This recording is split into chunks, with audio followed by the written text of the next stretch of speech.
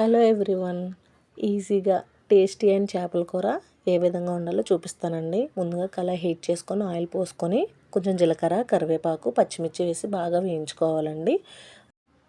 తరువాత ఉల్లిపాయ ముద్దను అందులో వేసుకొని బాగా వేయించుకోవాలండి. ముదురు బంగారు రంగు వచ్చే వరకు కూడా, ఉల్లిపాయ దగ్గర పడే వరకు కూడా చాలా జాగ్రత్తగా వేపుకోవాలండి. లేదంటే అడుగంటేస్తుంది. లో టు మీడియంలో పెట్టుకోవాలి స్టవ్, హై ఫ్లేమ్లో పెట్టకూడదు. మూత పెట్టుకొని దగ్గర అయ్యే వరకు కూడా వేపుకోవాలండి. ఈ విధంగా మధ్య మధ్యలో కలుపుకుంటూ మూత పెట్టి మగ్గనివ్వండి. ఈలోపు మనం మసాలా తయారు చేసుకుందామండి. ఇప్పుడు మీకు ప్లేట్లో చూపిస్తున్న ఈ ఇంగ్రీడియంట్స్ అన్నీ తీసుకొని పేస్ట్లా చేసుకోవాలండి. ముందు బరకగా ఇలా ఈ విధంగా ఆడేసి అందులో ఒక 2 టమాటాలు కూడా వేసానండి. అవి బాగా మిక్సీ పట్టేసిన తర్వాత ఈ ఉల్లిపాయ చాలా దగ్గరగా వేగనివ్వాలండి. ఇంకా చూసారా, చాలా టైం పడుతుందండి. మనం వేపుకునే విధానంలో ఉంటుంది చేపల కూర రుచి అంతానా. లేట్ అవుతుందని కంగారు పడకూడదు.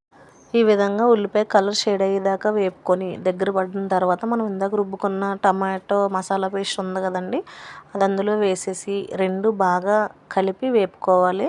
అందులో ఉన్న నూనె పైకి తేలే వరకు కూడా చక్కగా వేపుకోవాలండి. మధ్య మధ్యలో కలుపుకుంటూ లో టు మీడియంలోనే జరగాలి. ఖచ్చితంగా హై ఫ్లేమ్లో పెడితే మాత్రం మాడిపోతుందండి. చూసుకుంటూ జాగ్రత్తగా కలుపుకుంటూ చూడండి. ఇలా దగ్గర పడే వరకు బాగా వేపుకోవాలండి. చూస్తున్నారు కదా, కలర్ షేడ్ అయింది.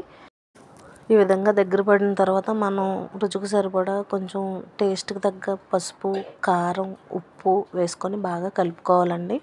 చింతపండు నేను ముందుగానే నానబెట్టుకొని రసం తీసి ఉంచానండి.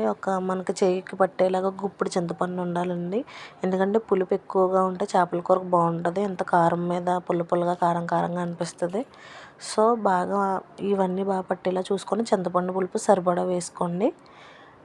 వాటర్ సరిపోయిందో లేదో చూసుకుంటూ కలుపుకుంటూ వేసుకోండి. ఈ వాటర్ వేసేసిన తర్వాత కొంచెం కొత్తిమీర అండి. ఈ మరగడంలో కొత్తిమీర టేస్ట్ అందులోకి బాగా మంచిగా పడుతుంది. సో ఇలా దగ్గరికి సగం అయ్యే వరకు మరగబెట్టుకోవాలండి బాగా. అప్పుడు దీనిలోకి మనం ముందుగా శుభ్రం చేసి పెట్టుకున్న చేప ముక్కలు వేసేయాలండి. ఎందుకంటే ముందుగానే వేసేస్తే ఎక్కువ ఉడికి అవి చేప ముక్కలు విడిపోయే అవకాశం ఉందండి. అందువల్ల సగం మరిగిన తర్వాత వేయమని చెప్పానండి.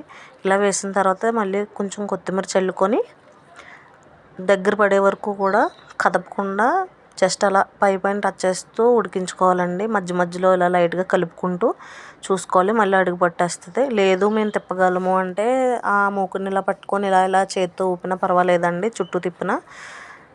అంతేనండి, నూనె పైకి తేలే వరకు ఉడికించుకున్నాను. అంతే, చాలా రుచిగా ఉందండి కూర అయితే మాత్రం. మీరు కూడా ట్రై చేయండి. పెళ్ళైన నెలలో మా ఆయన చాలా ఇష్టంగా తిన్నారండి కూర. ఈరోజు చాలా బాగుందని. ఎప్పుడున్నా కుదిరేది కాదు, ఈసారి చాలా బాగా కుదిరిందండి. అందుకే మీతో షేర్ చేసుకున్నాను.